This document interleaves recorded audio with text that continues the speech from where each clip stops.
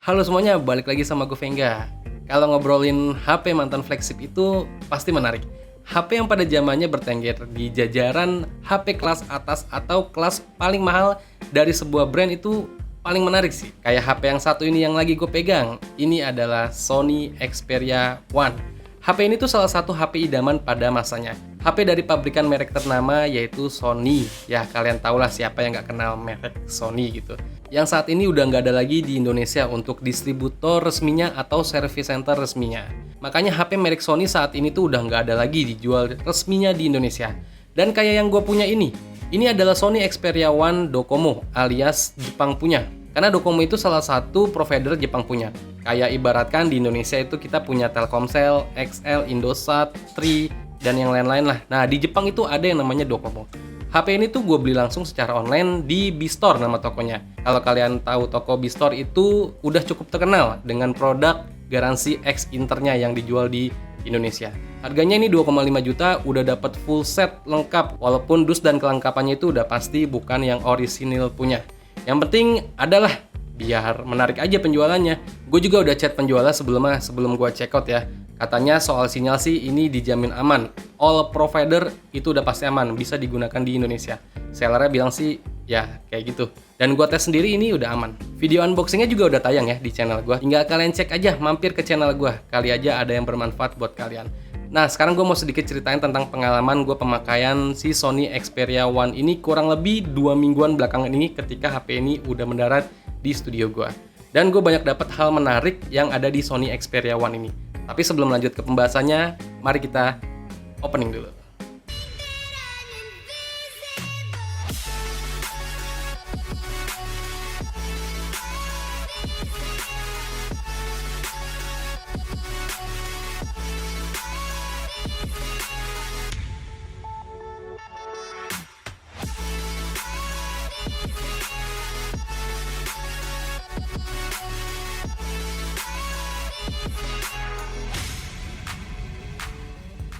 Di sini ada 3 hal yang mau gue bahas. Yang pertama, desain dan build quality. Yang kedua adalah performa game dan kameranya. Yang ketiga, aman gak sih atau cukup worth it gak sih dipakai untuk jangka waktu pemakaian yang lama atau minimal setahun ke depan. Langsung aja lanjut ke videonya. Dari awal gue unboxing dan lihat ini HP tuh gue udah dibuat kagum. Karena desain dari Sony Xperia One ini yang jadi pembeda pada saat gue unboxing. Desainnya itu cakep. Kas kotak desain dari Sony, belum lagi ukurannya yang memanjang. Kalau dibilang compact ya compact karena itu dia. Ukurannya yang memanjang bikin HP ini digenggam terasa compact. Build quality-nya juga kokoh karena HP ini berbahan dasar kaca yang dilapisi oleh Corning Gorilla Glass 6. Di bagian depan dan bagian belakangnya ya, dan belum lagi di sekelilingnya frame metalnya yang bikin kita pegang HP ini tuh padet. Mantep lah pokoknya pada saat kita menggenggam handphone ini. Kas flagship banget. Ya kalian tahu lah flagship itu sesuatu yang paling tinggi. Belum lagi ketika kita menghidupkan ini HP, layarnya itu mantep, jernih, bening. Karena layarnya resolusinya udah 4K. Panelnya itu OLED dan bentang layarnya 6,5 inch. Kualitas gambar yang dihasilkan itu tajam walau panelnya itu bukan Super AMOLED.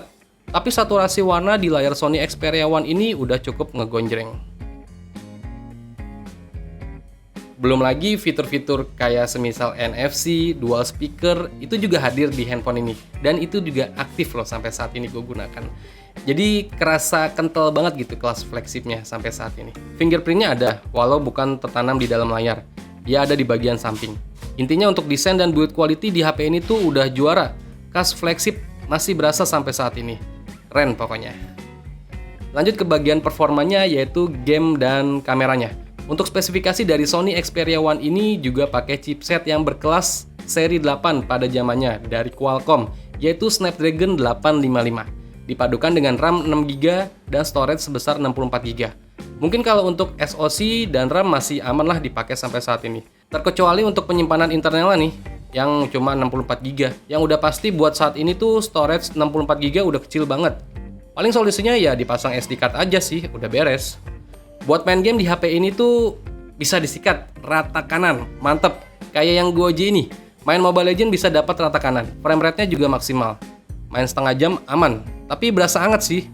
Tapi nggak bikin frame drop. Main Free Fire Max dan Call of Duty Mobile juga aman, main di setting rata kanan. Main lama juga aman, nggak ada penurunan frame rate walau HP ini dalam keadaan hangat. Dan buat main PUBG Mobile, HP ini bisa disetting mentok juga. Atau paling nggak HDR Extreme, main kurang lebih setengah jam juga aman. Emang agak panas sih ini HP, tapi frame rate-nya itu tetap aman terjaga, nggak ada penurunan. Jadi overall udah mantep. Dan gue bisa bilang untuk Sony Xperia One ini, cooling sistemnya itu mantep. Karena gue pakai geber game yang lama itu, HP-nya itu berasa anget, tapi ketika gue udah nggak gunakan untuk main game, cepet turunnya juga, jadi cepet ademnya juga ini handphone. Makanya terbaik sih ini sistem coolingnya. Intinya main game di HP ini udah aman banget. Paling yang nggak aman ya di baterainya. Ya balik lagi, kapasitas yang cuma 3330 mAh, belum lagi HP ini udah kemakan usia hampir 3 tahunan. Ya jelas performa baterai yang dihajar habis-habisan untuk saat ini. Tapi kalau performa grafik yang ditawarkan itu udah mantep banget, juara. Terus lanjut ke kameranya. Untuk kamera Sony Xperia One ini juga punya hasil dan kualitas yang udah cukup baik dan udah cukup banget buat menunjang kebutuhan gue sehari-hari. Lensanya ada 3 buah, yaitu lensa utama, ultrawide, dan telefoto, yang masing-masing beresolusi 12 megapiksel, dan ada lagi 1 buah lensa di kamera depannya dengan resolusi 8 megapiksel. Untuk hasil yang ditangkap, detailnya itu juara. Belum lagi autofokusnya yang udah mantep banget. Detailnya dapet, saturasi warnanya juga natural. Apa yang kita lihat dan yang kita foto itu sama. Lensa telefotonya juga cakep, bisa nangkap gambar yang udah maksimal detailnya. Dan untuk ultrawide juga udah cukup rapi kok. Intinya yang didapatkan itu natural, dan tingkat kedetailan yang udah bagus.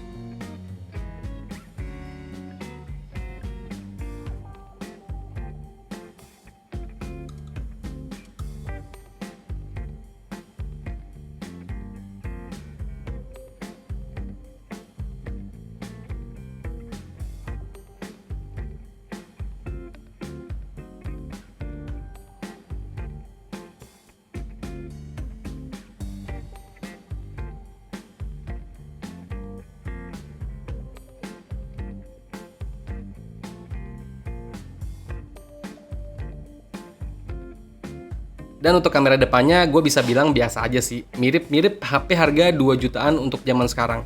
Tapi untuk hasilnya masih cukup dapet lah. Beralih ke perekaman videonya, HP ini bisa merekam video maksimal 4K 30 fps. Yang dimana ketika gue pakai untuk merekam 4K itu hasilnya bagus. Cuma untuk kestabilan videonya itu masih goyang parah. Padahal lensanya udah tertanam OIS. Tapi ketika kita merekam di resolusi Full HD 30 fps, baru udah tuh stabil. Video yang ditangkap hasilnya juga balik lagi, natural dan nggak lebay. Begitupun perekaman video di kamera depannya, yang bisa kalian lihat di video gua berikut ini. Perekaman video di kamera depan di resolusi Full HD ya. Sensornya hanya 8 megapiksel, tapi kalian lihat stabilisasinya dan fokusnya gue lihat di layar kamera gue ini langsung ngadep ke muka gue ya, walaupun muka gue pakai masker tetap fokusnya ke muka gue. Oke, kalian lihat stabilisasinya juga, ditambah audio yang dihasilkan dari suara gue gimana, kalian cek sendiri aja. Oke, jadi ini resolusi Full HD kamera depan Sony Xperia One. Oke, gue arahin ke langit. Nah tuh,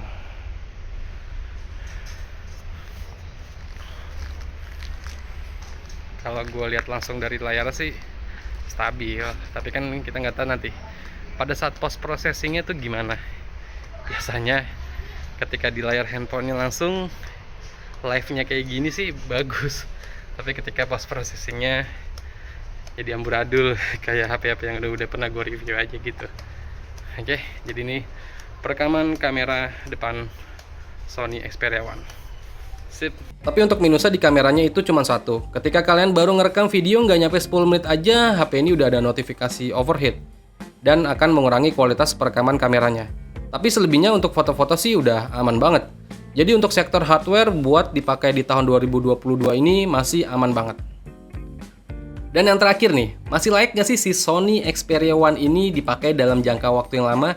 Ya minimal 1 tahun ke depan lah. Jawabannya sih tergantung, dilihat dari aspek dari segi apa dulu nih. Kalau kalian pengguna HP untuk sekedar daily driver yang nggak mengedepankan gaming, ya ini udah cocok banget.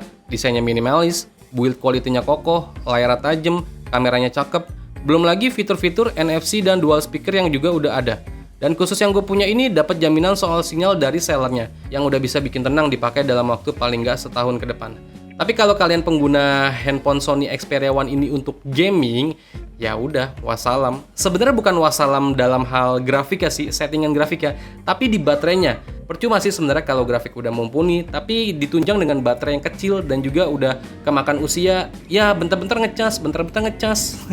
Bisa sih, tapi kalian kudu sabar-sabar aja, dan pasti bakal sering banget ngecas dalam sehari. Jadi mending ya kalian lirik aja HP-HP Cina di luar sana yang baterainya jumbo-jumbo. Jadi kesimpulannya HP ini tuh menurut gue sangat menarik ya dalam segala aspek. Yang bikin dia mantan flagshipnya itu kental banget. Desain gak ketinggalan sampai saat ini, begitupun juga hardware yang ditanam.